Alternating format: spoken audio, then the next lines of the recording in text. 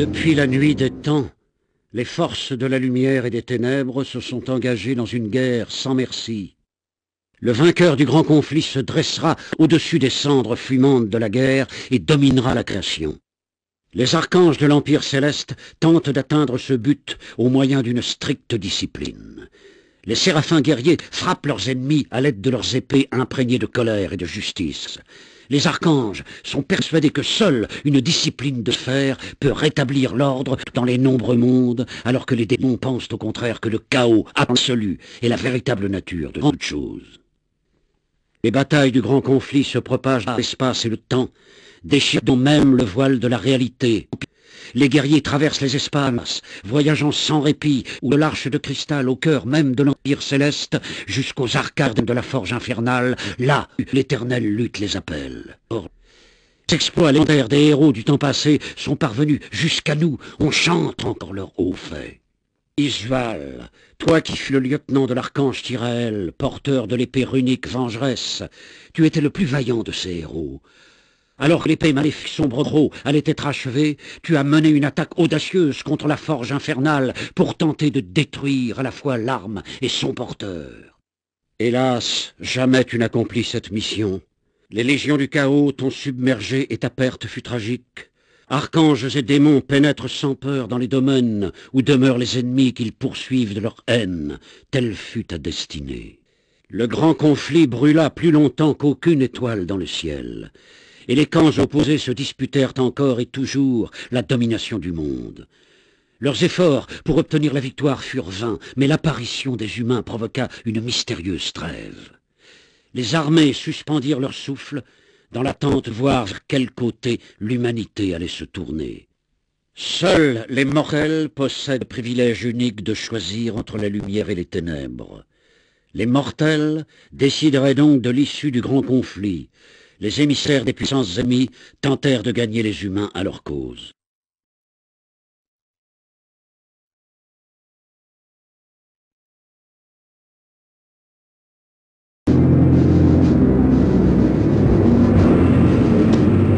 Quand le grand conflit pénétra dans le monde des mortels, il prit le nom de guerre du péché.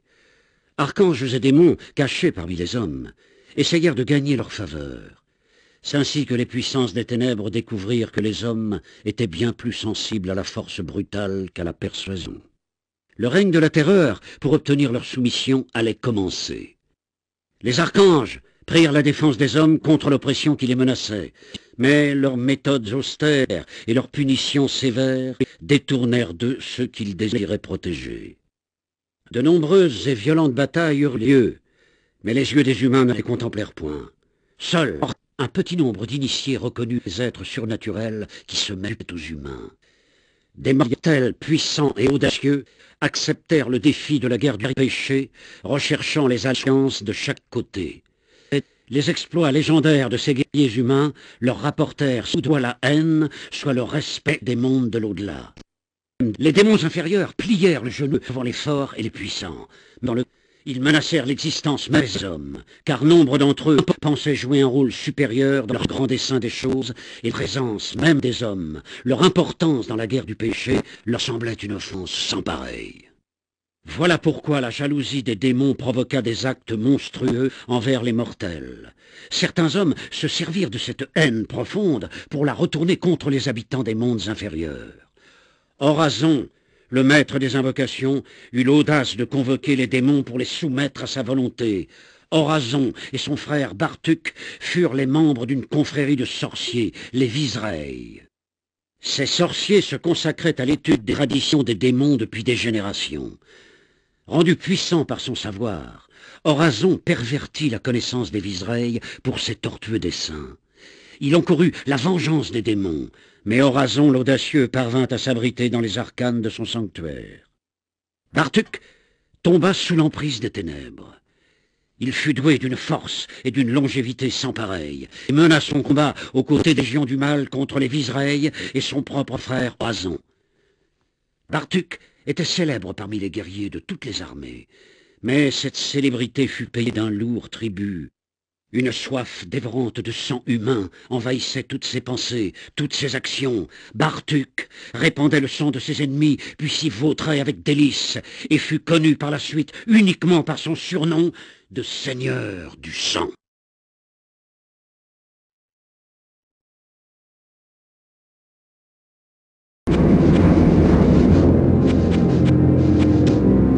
Sept est le nombre des malédictions de l'enfer. 7 est le nombre des grands démons. Duriel, le seigneur de la douleur. Andariel, la maîtresse de l'angoisse. Belzébuth, le seigneur du mensonge. Astaroth, le seigneur du péché. Tels sont les noms véritables des démons inférieurs. Pendant des siècles innombrables, ils régnèrent sur leur propre domaine dans le royaume infernal, mais désirant toujours dominer les autres démons.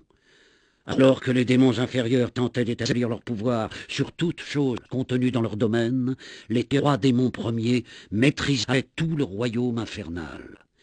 Les démons inférieurs tentèrent de s'emparer du pouvoir avec leur malveillance habituelle. C'est ainsi que débuta la légende de l'exil noir. Méphisto, le seigneur de la haine. Baal, le seigneur de la destruction. Diablo, le seigneur de la terreur. Tels sont les noms véritables des 3 démons premiers, une sombre trinité du mal détenant le pouvoir des ténèbres. Les 3 démons premiers dominaient les 4 démons inférieurs par la force et la fourberie.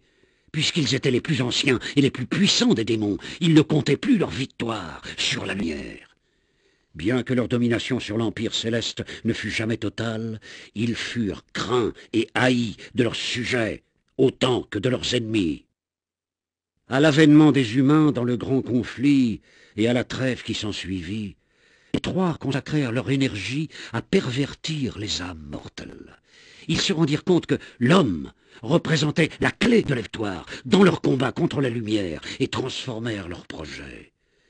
Les démons inférieurs en profitaient pour remettre en cause l'autorité des 3, et ainsi surgit un grave désaccord entre les démons premiers et leurs serviteurs.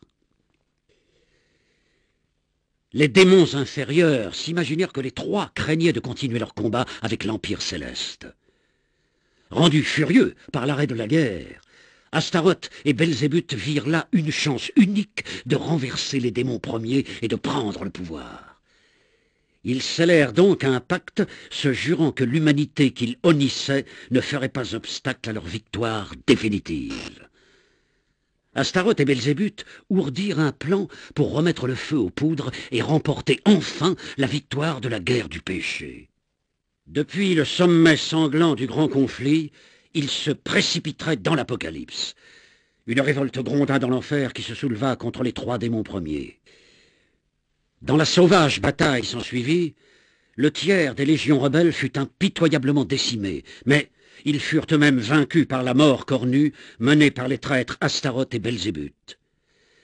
Les démons premiers, affaiblis et privés de leur corps, furent bannis vers le domaine des mortels, où Astaroth espérait bien les laisser pour l'éternité. Il pensait que puisque les 3 étaient désormais lâchés sur l'humanité, les archanges se dirigeraient vers le monde des mortels, laissant les portes du ciel à l'abandon. Les rares démons, qui continuaient à se soumettre aux 3, se réfugièrent dans le monde des mortels pour échapper à la colère de Belzébuth et pour y rechercher leur maître. Sur les ruines fumantes des champs de bataille, Astaroth et Belzébuth se disputèrent l'autorité suprême. Le pacte qu'ils avaient scellé fut foulé aux pieds, et les 2 démons prirent les armes l'un contre l'autre. Ils entraînèrent leurs armées pour se livrer une guerre impitoyable et sanglante qui dure encore.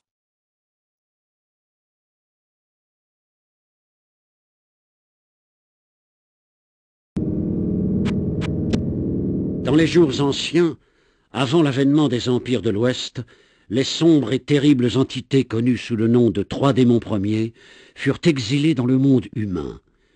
Se repaissant des désirs mauvais des hommes, ces entités semèrent le chaos et la désolation sur leur chemin. Jetant les humains les uns contre les autres, incitant les nations à se livrer des guerres brutales, malveillantes, l'exil aiguisa leur désir de répandre souffrance et douleur sur tous ceux qui refusaient de leur faire allégeance, tout en semant plus grands ravages dans les pays de l'Est pendant des siècles. Finalement, une confrérie secrète de sorciers se regroupa autour du mystérieux archange Tyrael. Ils avaient pour but de donner la chasse aux Trois et de mettre un terme à leur sauvage destruction. Les Oradrim, tel était leur nom, comprenaient de nombreux ordres de magiciens venus de l'Est. Leurs mystérieuses pratiques leur permirent de capturer 2 démons au moyen de puissants objets appelés pierres d'âme.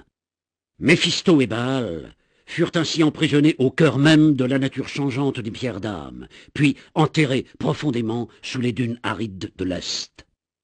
Les pouvoirs de la haine et de la destruction semblèrent décroître dans l'Est, tandis qu'une paix inquiète parvenait à s'installer. Les décennies passèrent, les Oradrim poursuivant toujours leur terrible proie, Diablo. Ils savaient que tant que le seigneur de la terreur ne serait pas capturé, aucune paix durable ne régnerait jamais sur l'humanité. Suivant les traces de la terreur et du chaos que Diablo laissait derrière lui, les Oradrim, menés par l'initié Erwan Ker, réussirent à capturer le seigneur de la terreur, l'emprisonnant à l'intérieur de la dernière paire d'âmes. De nombreuses vies furent perdues dans cette bataille, mais les Oradrim emportèrent la pierre maudite dans le pays de Kanduras afin de l'ensevelir dans une caverne proche de la rivière Talsand.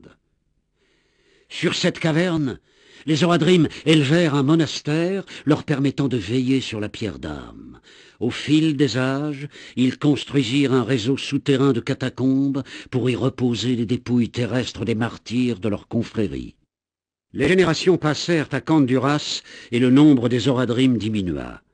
Sans quête à entreprendre, sans descendance à qui transmettre le flambeau de leur mission, ils sombrèrent dans l'oubli. Le grand monastère qu'ils avaient élevé tomba en ruine au fil du temps. Des villages surgirent et prospérèrent autour du vieux monastère. Personne ne se doutant des secrets cachés dans les passages s'étendant sous terre. Qui aurait pensé qu'une inquiétante pierre rouge et incandescente était dissimulée dans ce labyrinthe?